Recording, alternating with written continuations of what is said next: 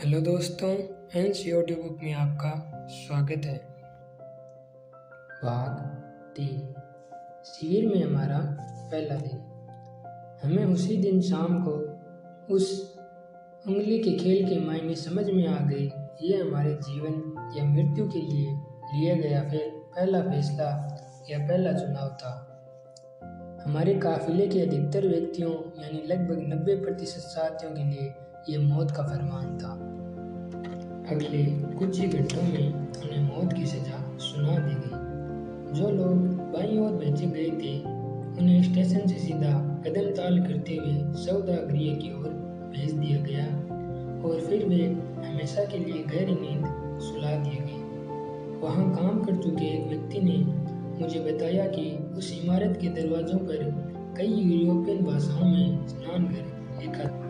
अंदर जाते ही हर एक कैदी को एक साबुन का टुकड़ा दिया जाता और फिर। लेकिन शुक्र है कि मुझे वह सब घटनाएं दोहराने की जरूरत नहीं है, क्योंकि इस आतंक के बारे में पहले से ही बहुत से दस्तावेज मौजूद हैं और लोग इसके बारे में विस्तार से जानते हैं। हम में से जो लोग बच गए थे यानी काफिले के साथ आए केवल कुछ प्रतिशत बंदी, उन्हें शाम को ये पता चला। मैंने वहाँ पहले से रह रहे बंदियों से पूछा कि अन्य बंदियों और मेरे दोस्तों को कहाँ भेजा गया था। क्या उसे बाईं ओर भेजा गया था? उसने पूछा। हाँ, मैंने उत्तर दिया। तब तुम उसे वहाँ मिल सकते हो। उसने एक और इशारा किया। कहाँ? मैंने पूछा। उसने कुछ गज की दूरी पर दिख रही चिमनी की ओर इशारा किया, जिससे निकलती आग की लपट पोलैंड के आसमान पर जाते हुए आगे जाकर एक बादल में ओझल हो रही थी। वह देखो, तुम्हारा दोस्त स्वर्ग की दिशा में जा रहा है, जवाब आया। लेकिन मैं यह बात तब तक नहीं समझ सका जब तक मुझे दो टूक शब्दों में सारी हकीकत नहीं समझाई गई। मैं बातों को सिलसिलेवार ही बता रहा हूँ। अगर मनोवैज्ञानिक नजरिए से देखा जाए तो स्टेशन से धुंधल से भरी उस सुबह से लेकर शिविर में हमारी पहली रात तक हमारे लिए अभी बहुत कुछ देखना बाकी था। हमें हथियारबंद एसएस पहरेदारों के साथ स्टेशन से दौड़ाया गया। हम शिविर की ओर जाते हुए उन कंटीली तारों के पास से गुजरे जिनमें बिजली का करंट था। इसके बाद हमें अपने शरीर को साफ सुथरा करने की कसरत से गुजरना था। जो लोग बच गए थे उनके लिए ये सचमुच का स्नान था।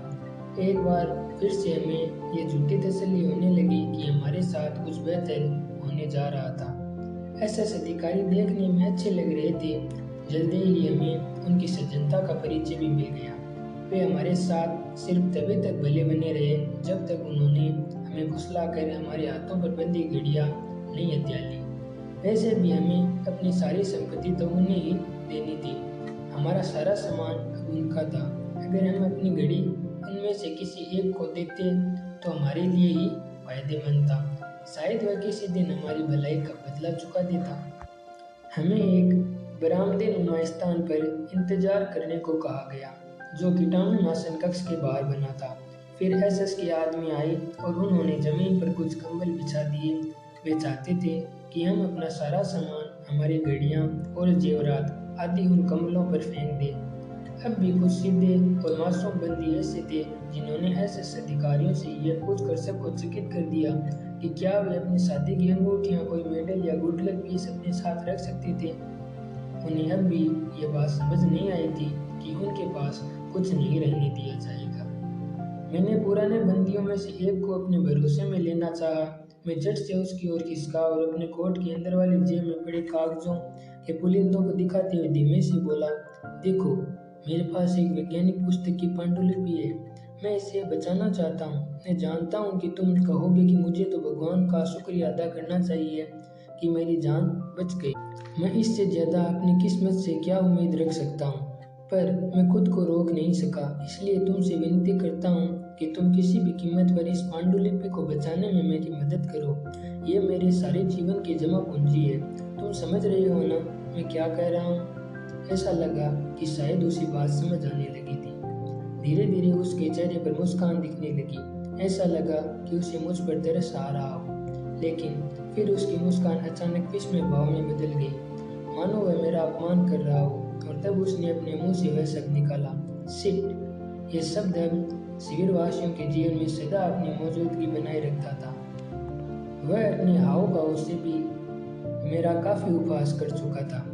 उसी समय मेरा आमना सामना क्रूर सत्य से हुआ और मैंने अपनी मनोवैज्ञानिक प्रतिक्रिया के पहले चरण के आखिरी बिंदु को पहचाना। मैं अपने पिछले जीवन से एक झटके में बाहर आ गया था, यानी अब मुझे पूरी तरह से केवल आज में ही जीना था। अब मेरे पास अपने लिए कुछ भी बचा कर रखने का कोई अधिकार नहीं था। अचानक मेरे साथ बैठे उन सभी लोगों में एक थरथराहट सी दौड़ गई, जो पीले, मुरझाए और थके हुए चेहरों के साथ असहाय भाव से बातचीत में मगन थे। हमें फिर से कड़े स्वर में दिए जा रहे थे आदेश सुनाई देने लगे और मुक्कों व घुसों के साथ स्नानघर की ओर रवाना किया गया। जब हम भीतर गए तो एक एसएच अधिकारी हम सबके इंतजार में पहले से वहां मौजूद था। वह बोला, मैं तुम सबको 2 मिनट का समय देता हूँ और ये समय मेरी घड़ी के हिसाब से होगा। इन 2 मिनटों के भीतर तुम्हें अपने सारे कपड़े उतारने होंगे। तुम्हारी देह पर जो भी है उसे उतार कर अपने पास ही जमीन पर रख दो।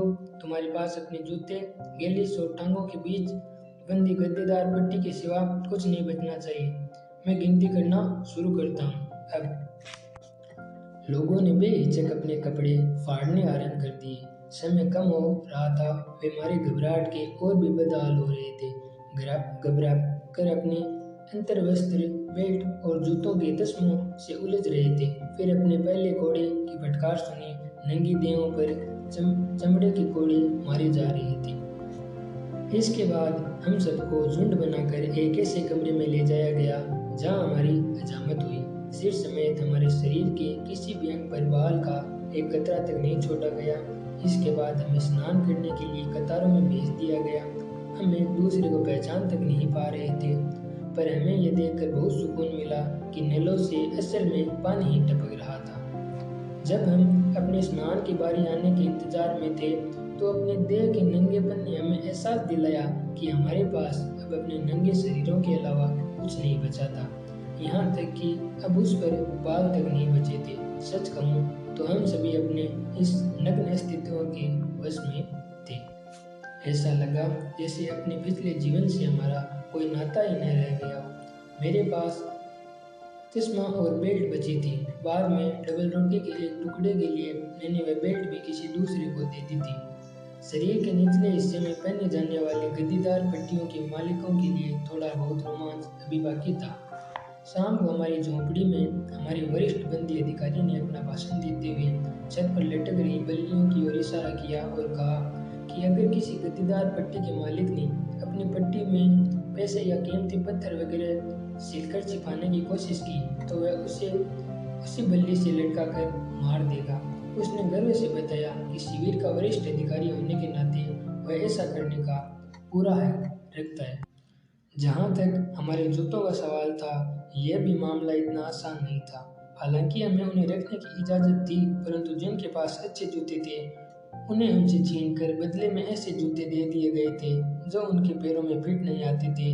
असली मुश्किल तो उन कैदियों के लिए थी जिन्होंने अपने वरिष्ठ कैदी साथियों की सलाह मानकर अपने बड़े व लंबे जूते काट दिए थे और उनके काटने के निशान छिपाने के लिए उन पर साबुन मल दिया था जो हमें नहाते समय दिया गया था। एसएस के लोग तो जैसे इसी मौके की तलाश में थे।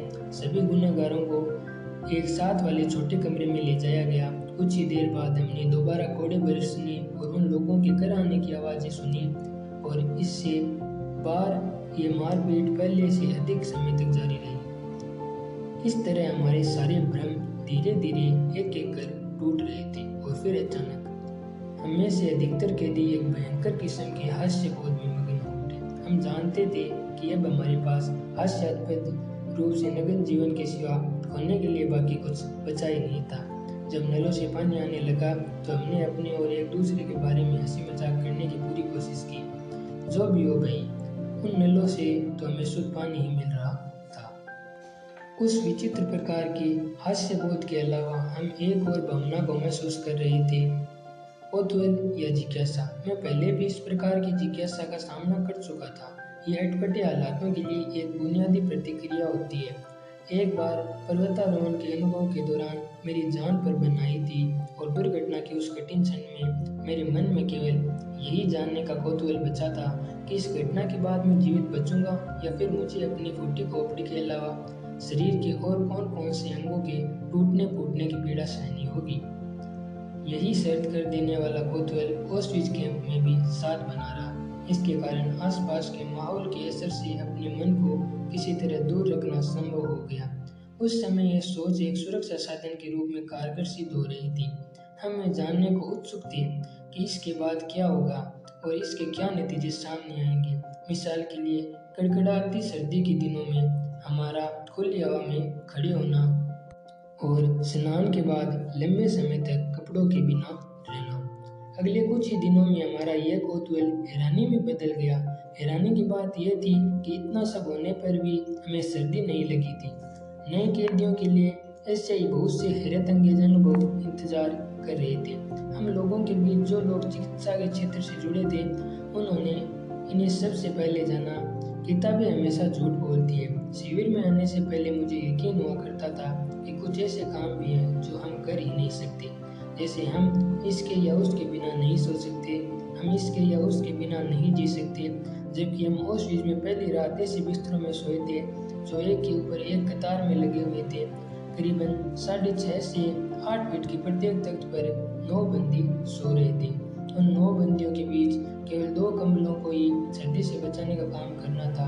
हम ऐसा करने में सफल रहे, लेकिन हम सबको एक ही करवट लेकर एक दूसरे से बेहतर सटकर भीड़ के बीच सोना पड़ा।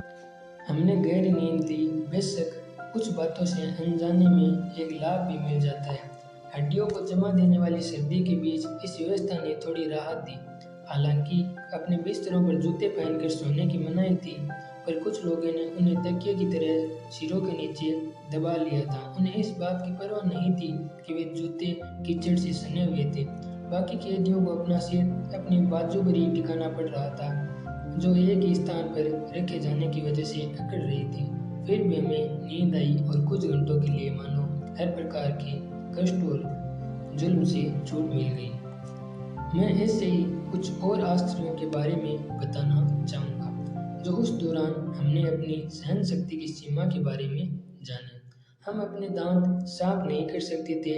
इस मजबूरी और विटामिन की भयंकर कमी के बावजूद हमारे मसूड़े पहले से कहीं ज़्यादा स्वस्थ और मजबूत थे। हमें करीबन 6 माह तक एक ही कमीज को तब तक पहनना होता था जब तक वह दिखने में कमीज लगनी बंद नहीं हो जाती थी। हम कई कई दिनों तक अपने शरीर को साफ नहीं कर पाते थे क्योंकि नलों में पानी जम जाता था और फिर भी हमारे गंदे हाथों पर पड़े छालों और फफोलों में मवाद नहीं भरता था, यदि उनमें बर्फ के कारण सेंध दंश न हुए हों। हम में से कई लोगों को पहले कच्ची नींद की शिकायत थी। ये लोग हल्की सी आहट सुनकर भी नींद से उठकर बैठ जाया करते थे, लेकिन अब यही लोग शोर शराबे के बावजूद अपने उस साथी के बाहर तले दबे गहरी नींद लेते पाए जाते थे, जो उनके कान से कुछ इंच की दूरी पर लंबे लंबे खर्राटे भर रहा होता था। दोस्तोवस्की का एक कथन है जिसमें उन्होंने साफ शब्दों में कहा था कि एक मनुष्य के रूप में हम किसी भी चीज के आदी हो सकते हैं। अगर अब हमें से कोई इस कथन की सच्चाई के बारे में पूछता तो हमारा जवाब होता जी हाँ, मनुष्य किसी भी वस्तु का आदी हो सकता है, पर मेहरबानी करके हमसे यह न पूछें कि ऐसा कैसे होता है। अभी हमारी मनोवैज्ञानिक खोजबीन हमें इतनी दूर तक नहीं ले गई थी और न ही हम बंदियों के रूप में उस मोड़ तक पहुंचे थे जहां ऐसे सवालों का जवाब देना संभव हो। हम अब भी अपनी मनोवैज्ञानिक प्रतिक्रियाओं के पहले चरण में थे। भले ही कुछ देर के लिए सही, पर हमें से हर कैदी के मन में कभी न कभी आत्महत्या का विचार अवश्य आया। यह हमारी अस्थायी अवस्था हर रोज हर वक्त लगातार मंडराती मौत के खतरे और दूसरे बंदियों की मौत को बहुत पास से देखने के अनुभव की उपज थी। अपने निजी संकल्प के अनुसार, जिसके बारे में हम बाद में चर्चा करेंगे, मैंने शिविर के पहले ही दिन स्वयं से वादा किया था कि मैं कभी भी उन करंट वाले तारों को गले से नहीं लगाऊंगा जो हमारे शिविरों के आसपास लगाए जाते थे। प्रायः शिविर में आत्महत्या करने के लिए इसी लोकप्रिय तरकीब का नाम लिया जाता था। आत्महत्या करने की इच्छा रखने वाला व्यक्ति जाकर करंट वाले कंटीले तारों को छू लेता और मेरे लिए फैसला कर पाना बहुत भी मुश्किल नहीं रहा। वैसे भी शिविर में रहे लोगों की औसतन जीवन काल को ध्यान में रखते हुए आत्महत्या करने का कोई तुक भी नहीं बनता था, क्योंकि हमारे लंबे समय तक बचने की संभावना बहुत कम थी। केवल कुछ ही लोग इसके अपवाद के रूप में गिने जा सकते थे, जो हर प्रकार के चुनाव की प्रक्रिया से बेदाग निकल जाते थे। ऑस्विट्ज़ के नए कैदी अपने सदमे की पहली अवस्था के दौरान मौत से भयभीत नहीं हुए, यहाँ तक कि पहले कुछ दिन के बाद कैदियों के लिए गैस चैम्बर का भय भी जाता रहा। जो भी हो, कम से कम गैस चैम्बर होने के कारण आत्महत्या की नौबत नहीं आती थी। ये गैस चैम्बर ही दुर्बल कैदियों के लिए मृत्यु का दूसरा नाम बन जाते थे। ऑडियो बुक वैल्यूएबल लगी तो लाइक व शेयर करें तथा चैनल को सब्सक्राइब करें।